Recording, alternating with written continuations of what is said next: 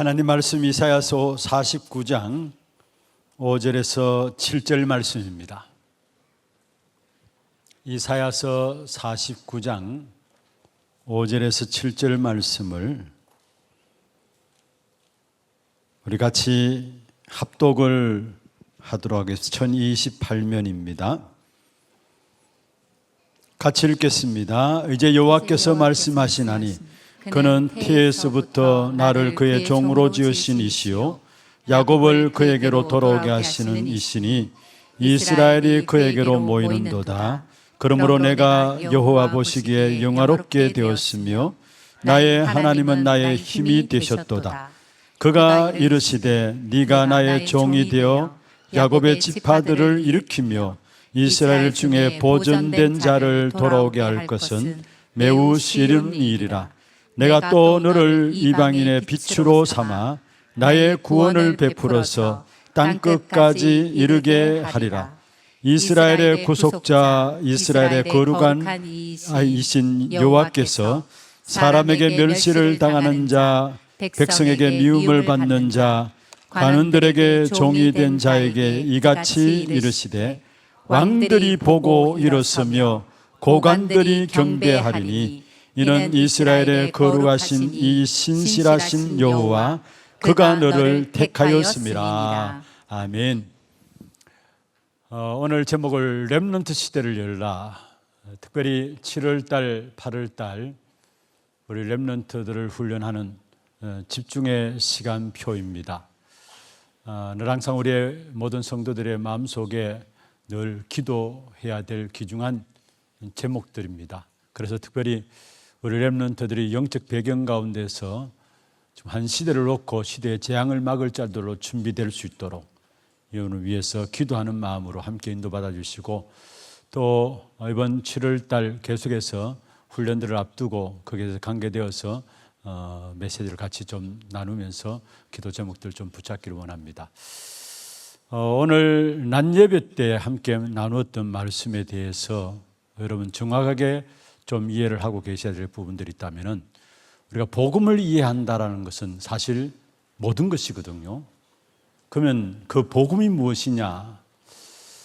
거기에 대한 설명들을 당연성, 필연성, 절대성을 가지고 설명을 드렸습니다. 이게 성경의 이야기고요, 복음에 대한 부분들을 가장 잘 설명할 수 있는 부분들이라고 볼 수 있습니다. 물론 우리가 우리의 현장에서, 직장의 현장에서, 우리의 사업 현장에서 당연한 거 해야 되고 필연적인 것 해야 되고 절대적인 것을 해야 되죠. 그런데 복음 안에서도 당연한 것이 있습니다. 무엇이 당연성입니까? 인간은 하나님의 형상대로 창조되었기 때문에 하나님 안에 있을 때 모든 것들을 정복하고 다스리는 축복을 누리게 되어 있습니다. 그런데 인생에 문제가 왔는데 그것은 바로 하나님을 떠났다라는 것이고, 그로 말미암아 죄 가운데 빠지고 결국 우리도 원치 않지만은 사단의 운명 가운데 우리 인생은 빠지게 된 거죠. 그래서 살아가면 살아갈수록 실패와 고통의 역사들이 계속되게 되어 있습니다. 그렇다면 이런 인간의 모습을 놓고 당연히 필요한 것이 뭡니까? 복음이에요. 하나님을 떠난과 죄와 사단의 문제 가운데, 고통 가운데 빠져 있는 우리 인생에게 다른 것이 필요한 것이 아니라 당연히 필요한 것이 있다면 바로 복음이라는 사실이에요. 그래서 복음의 당연성을 우리가 붙잡아야 되는 것입니다. 그리고 그리스도로 말미암아 구원받은 저와 여러분 이 땅에 살아가는 동안에 여러 가지 이런저런 많은 문제들을 당합니다. 또 끊임없는 영적 싸움을 계속해 나가야 합니다. 영적 싸움을 싸우지 아니하면 우리도 모르게 복음을 주셨는데도 불구하고 그 복음을 누리지 못해요. 그리고 구원받은 저와 여러분이 하나님 앞에서는 그날까지 영적 싸움을 놓치지 말아야 되는데, 그 영적 싸움을 싸우고 복음을 누릴 수 있는 그 사실들은 반드시 뭐냐? 필요한 겁니다. 그래서 필연성이에요. 그래서 오늘 또 나에게는 그리스도가 필요한 거예요. 영적 싸움을 싸우는 현장에 있기 때문에, 복음을 누려야 되기 때문에 내게 가장 필요한 거 있다면 바로 복음이 필요한 거예요. 그리고 복음의 절대성은 무엇을 말합니까? 우리 인생에게 가장 숙제는 죄의 문제를 해결할 수 없다라는 겁니다. 우리가 죄를 안 지을 수 있습니까? 안 짓겠다고 결단하고 몸부림친다 할지라도 우리도 모르게 죄 가운데 빠지게 돼 있어요.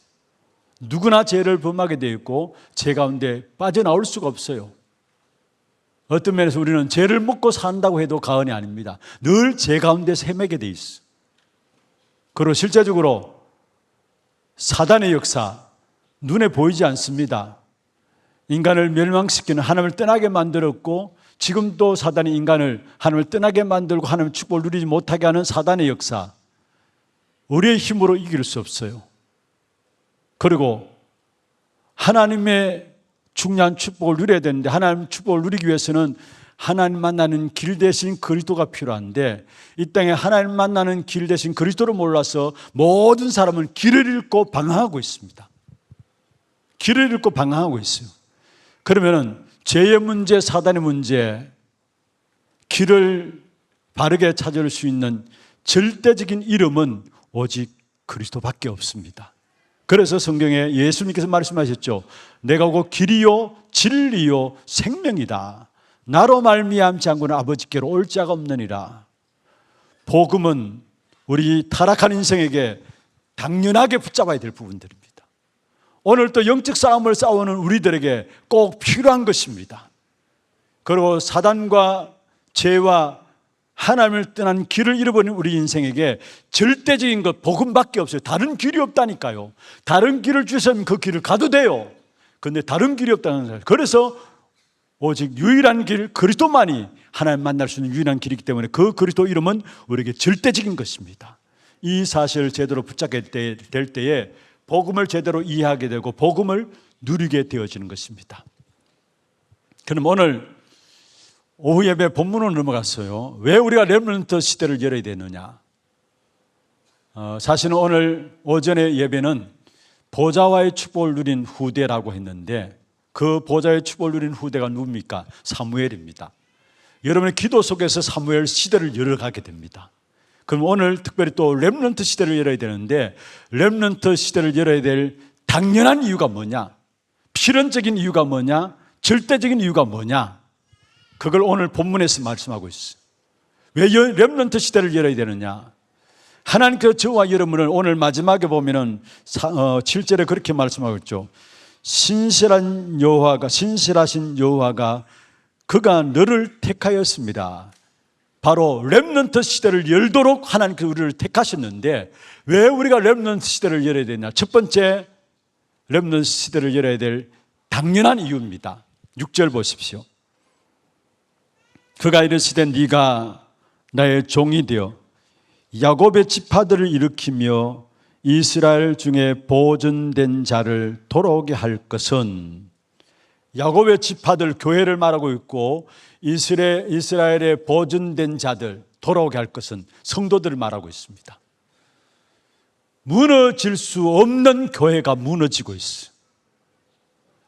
구원받은 하나님의 자녀 그리스도를 고백한 자들을 반석의 축복을 주신다고 했는데 성도들이 무너지고 있어요. 교회가 지금 문을 닫고 있잖아요. 사실은 교회 안에 성도들 신앙생활하면서 영적인 힘을 다 잃어버리고 아예 영적 싸움을 싸울 수 없을 정도로 완전히 무너진 현장입니다. 그 현장에 당연히 일어나야 될 축복이 있다면 렘넌트들이 일어나야 합니다. 그래서 무너진 교회 살려야 되기 때문에, 무너진 성도들을 살려야 하기 때문에 우리 렘넌트 시대가 당연히 일어나야 된다는 거, 그 당연성을 여러분 붙잡기를 바랍니다. 여러분 아멘 소리 크게 좀 하십시오. 안 적어도 돼요. 안 보이는데 뭘 자꾸 적으려고 합니까? 그냥 듣고 아멘만 하면 돼요.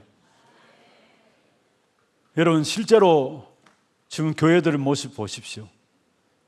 무너지는 성도들, 렘넌트들이 어릴 때부터 복음 교육으로 준비된 영적 서밋으로 세워지게 된 이 렘넌트에 세워지게 될 때 무너진 교회도 살아나게 될 겁니다. 무너진 성도들도 일어나게 될 것입니다. 그래서 당연히 렘넌트 시대를 열어야 합니다. 두 번째로 왜 렘넌트 시대를 열어야 하느냐? 필연성입니다. 6절 마지막에 보면 이렇게 말씀하고 있습니다. 내가 또 너를 이방의 빛으로 삼아 나의 구원을 베풀어서 땅끝까지 이르게 하리라. 이방의 빛으로 삼아 237 나라를 살리겠다라는 것, 세계 복음을 이루겠다라는 것, 이 일을 필연적으로 일어나야 될 것이 바로 렘넌트들이에요. 그리고 이방의 빛으로 삼아 땅끝까지, 주님이 이 땅에 다시 재림지로 오시는 날 땅끝까지 오게 돼 있는데, 마태복음 24장 14절에 말씀하고 있죠. 이 천국 복음이 모든 세계에 증거되리니 그제야 끝이 오리라 했어요. 반드시 이 복음이 땅끝까지 증거된 이후에 끝이 오는데, 그게 주역들로 필연적으로 누가 일어나야 되느냐? 렘넌트 일어나야 전 세계 237 나라 5천 종족을 살릴 수 있기 때문에, 그런 필연적인 이유들을, 렘넌트 운동이 일어나야 될 필연적인 이유들을 여러분 붙잡아야 되는 거예요. 세 번째입니다. 절대적인 이유가 뭐냐? 렘넌트 운동, 렘넌트 시대가 열려야 될 절대적인 이유가 뭐냐? 7절입니다.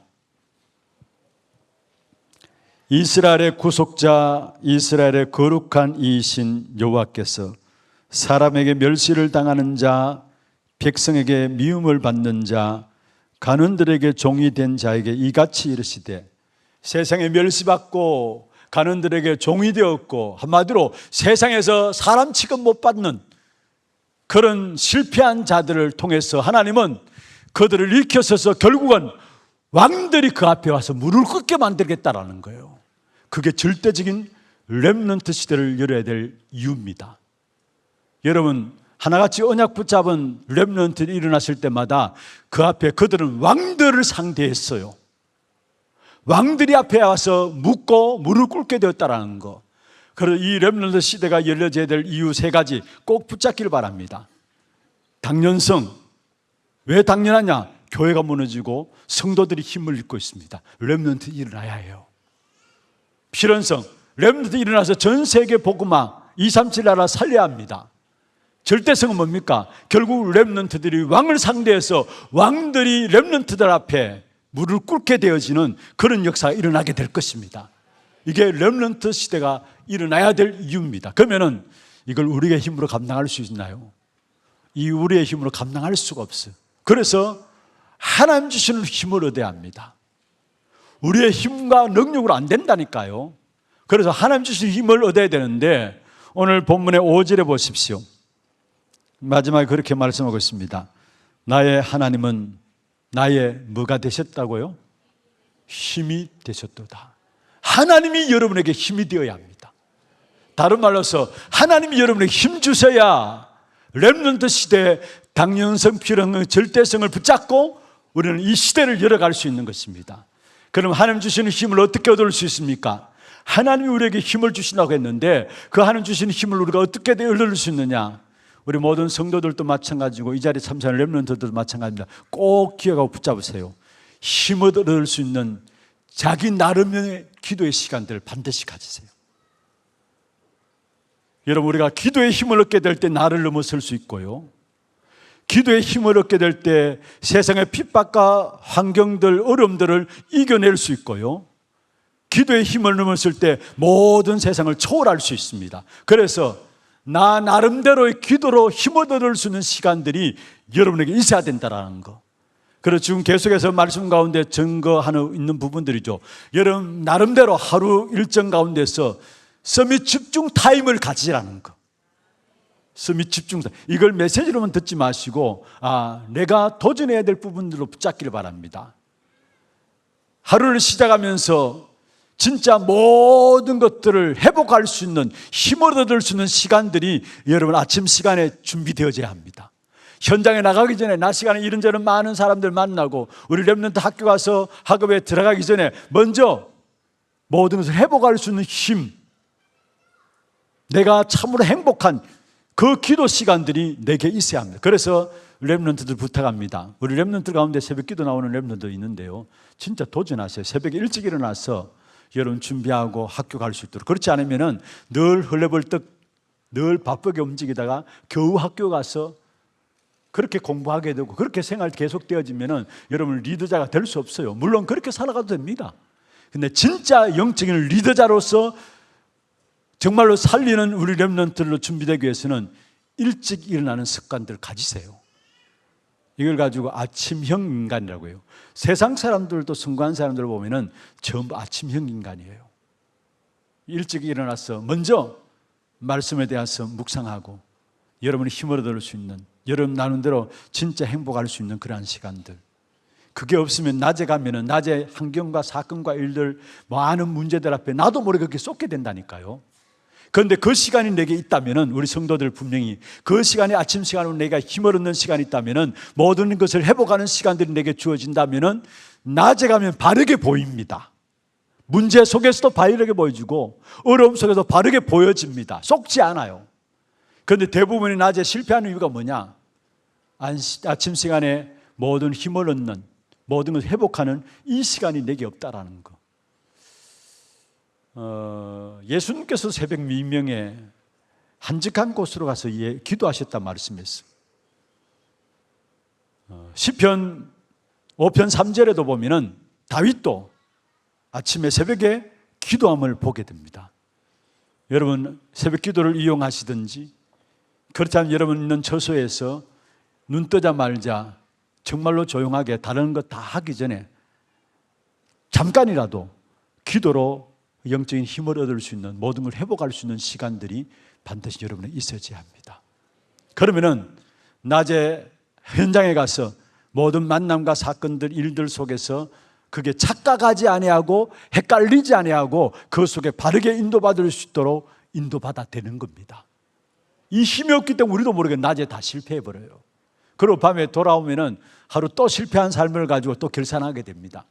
그리고 아침 시간이 여러분 성공하느냐 성공하지 않느냐 가장 중요한 키입니다.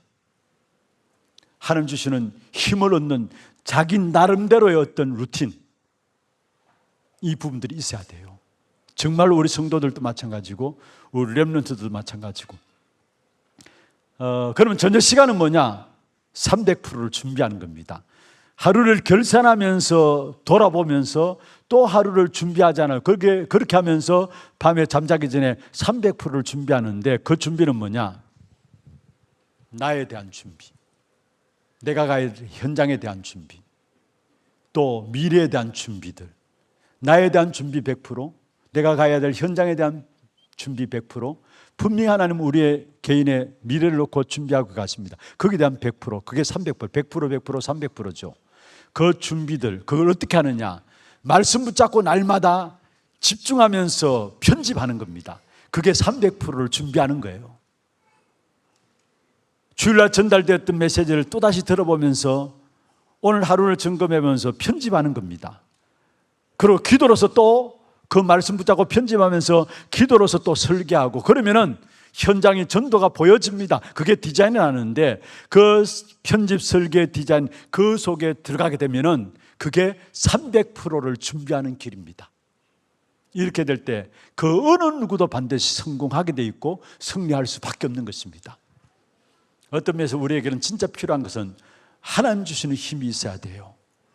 그 힘을 얻을 수 있는 그 기도. 사실은 전도의 최고가 기도요. 기도는 모든 것입니다. 기도로서 나를 이길 수 있고, 기도로서 사단을 이길 수 있고, 기도로서 세상을 이길 수 있어요. 그래서 우리가 놓치지 말아야 될 가장 중요한 부분들이 있다면 여러분이 기도의 힘을 회복하는 것. 훈련의 마지막 코스는 뭐냐? 어떤 면에서 여러분 이미 많은 메시지를 갖고 있습니다. 이 사실과 얼마만큼 여러분이 기도로 이 부분을 누리느냐, 그게 우리의 훈련의 마지막 기도가 되어지는 축복 속에 들어가면, 다시 말해 24 기도가 진짜 되어진다면 여러분 끝나버리는 것입니다. 특별히 또한 부탁드리고 싶은 부분은, 오늘 낮에도 말씀드렸습니다마는 우리 렘넌트들이 영적 스미스로 서기 위해서는 반드시 교회나 우리 성도님들의 기도의 배경이 꼭 필요해요. 우리 렘넌트들이 앞으로 영적 스미스로 서야 되는데, 그러기 위해서는 성도 여러분 한 분 한 분의 기도가, 또 교회 성도들의 모든 기도의 배경이 너무나 필요해요. 예를 들까요? 이스라엘 백성들을 애굽에서 출애굽시킨 모세, 그 배후에는 요게벳이 있었다라는 거. 여러분, 사무엘이 보좌화의 축복을 누림으로 말미암아 한 시대의 재앙의 전쟁의 역사를 막는 엄청난 축복을 누렸죠. 그 사무엘이 되기까지는 그냥 된 것이 아닙니다.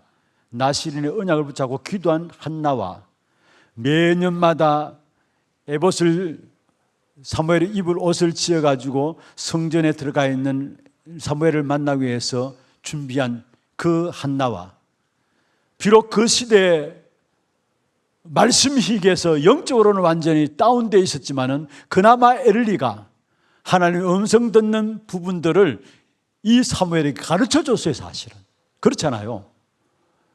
사무엘이 하나님의 음성을 듣고도 깨닫지 못할 때 마지막 세 번째, 주여 내가 여기 있나 말씀하옵소서, 그렇게 함으로 나가라고 엘리가 제사장으로서 사무엘을 지도한 겁니다. 영적으로 지도한 겁니다. 자신은 영적인 힘이 없어서 말씀이 희게져서 이상이 흔히 보이지 않았지만은, 그러나 사무엘을 놓고는 영적으로 바르게 인도해 나갔다라는 것, 이런 기도의 배경이 합쳐져 가지고 사무엘이 한 시대를 바꾸는 보좌의 축복을 누리는 귀중한 인물이 되었던 사실을 우리에게 보여주고 있습니다. 여러분, 다윗은 어떻습니까? 다윗이 성전 짓는 것들을 소원했죠. 그 당시에 성전을 짓는 것은 최고의 언약입니다. 그래서 성전 짓기를 다 준비하고 그 성전 짓는 것을 솔로몬에게 넘겼는데, 성전 짓는 그 중심을 다윗에게 허락하신 그 축복이 어디서 나왔느냐? 사실은 여러분, 다윗을 키운 사람이 누구예요? 다윗을 위해서 기도한 사람이 누구예요? 사무엘상 16장 13절에 보면은 사무엘이 다윗의 머리에 기름을 부었습니다. 그날 이후로 여호와의 신으로 다윗이 충만해졌다 했어요. 기름 부을 때에 단순히 기름 부어 기도만 했겠습니까? 왜 언약궤가 빼어졌고 왜 우리 이스라엘 백성들이 이렇게 되었는가? 중요한 언약을 다 사무엘을 통해서 다윗은 전달받았던 현장이 사무엘상 16장 13절의 현장이에요. 그런 사무엘의 영적 배경과 함께 또 다윗의 아버지 누굽니까? 예? 이새. 사무엘상 17장에 보면 블레셋과의 전쟁이 일어났습니다. 근데 17장 18절에 보면은 이새가 이 다윗에게 전쟁터에 심부름을 내보내면서 위험한 자리입니다. 죽을지도 모르는 자리입니다. 그 심부름을 다윗을 보내면서 이새가 무엇을 요구했습니까? 예? 정표를 요구했습니다. 그냥 심부름 시킨 게 아니라니까요. 정표를 요구했습니다. 영적인 엄청난 축복된 의미들을 담고 있는 겁니다. 이런 배경 속에서 한 시대를 살리는 다윗과 사무엘과 모세 같은 지도자들이 일어나게 됐다는 것. 영적 서밋이 우리 후대들이 그냥 일어나는 게 아닙니다. 여러분, 온 성도들의 기도가 배경되어져야 해요. 온 교회가 정말로 말만 아니라 정말 그 중심에 렘넌트를 중심한 그 마음들이 있고 그를 위해서 기도해줘야 돼요. 여러분, 우리가 중심을 위해서 기도할 수 있는 것은 우리 마음에 담겨져야 기도할 수 있잖아요. 정말 이 렘넌트들이 여러분 마음에 담겨지게 될 때 그들 위해서 우리의 중심 있는 기도가 나가게 되는 것입니다. 그 중심 있는 기도의 배경이 되어질 때 우리 렘넌트들은 앞으로 미래 영적 재앙시대의 영적 서밋으로 서서 이 시대를 살리는 주역들로 쓰임받게 될 것입니다. 그래서 정말 우리가 우리 아이들의 배경이 되고 우리는 우리 아이들의 발판 되도록, 그게 우리의 축복 아닙니까? 우리 후대들 영적 서밋으로 세워나가는 일에 내가 헌신할 수 있다면 어떤 면에 저는 그게 가장 우리에게서 축복 중에 축복이라 생각합니다. 마지막 결론적으로 말씀을 맺겠습니다. 이 렘넌트 서밋의 귀중한 축복을 누리기 위해서는 7 이정표를 향해서 나가야 되는데 그 일의 가장 중요한 핵심이 3가지입니다. 우리 렘넌트들이 영적 서밋으로 서야 되고, 기능 서밋으로 서야 되고, 문화 서밋으로 서야 됩니다. 간단하게 말씀드릴게요. 갈보리산 언약에 대한 체험, 영적 서밋으로 서는 시작입니다. 갈보리산이 우리 인생의 모든 문제를 끝냈습니다. 그리고 갈보리산에서 그리스도 피 붙잡으면 언제든지 우리는 새롭게 시작되는 겁니다. 실패자였던 베드로 배반하고 돌아갔잖아요. 그리고 핍박자였던 바울도, 또 살인자였던 모세도 어떻게 그렇게 축복 가운데 쓰임받을 수 있었느냐? 다른 것이 아닙니다. 그리스도 안에서 새로운 시작들이 되어졌다는 거. 우리의 시작은 갈보리산 언약입니다. 그 사실들이 우리 아이들에게 체험되게 될 때에 영적 스미스로 쓰게 돼요. 두 번째입니다. 기능 스미스입니다. 우리 렘넌트들 성도들 세 가지 스미스를 놓고 기도하죠. 기능 스미스는 뭐냐? 감난산에 대한 체험들이 되어지면은 기능 스미스의 축복을 누리게 됩니다. 감난산에서 예수님께서 40일 동안에 오직에 대한 것을 말했어요. 그럼 우리가 오직, 예수님께서 말씀하신 오직을 붙잡게 되면은 유일성의 응답이 오게 되어 있고 재창조의 역사가 우리의 모든 일에 일어나게 되어 있어요. 그게 기능성이 아닙니까? 우리의 모든 관계된 일에 재창조의 역사가 일어난다. 그게 기능성이십니다. 그래서 기능성의 축복을 누리기 위해서는 감난산의 체험들이 되어져야 합니다. 마지막 세 번째입니다. 문화성이십니다.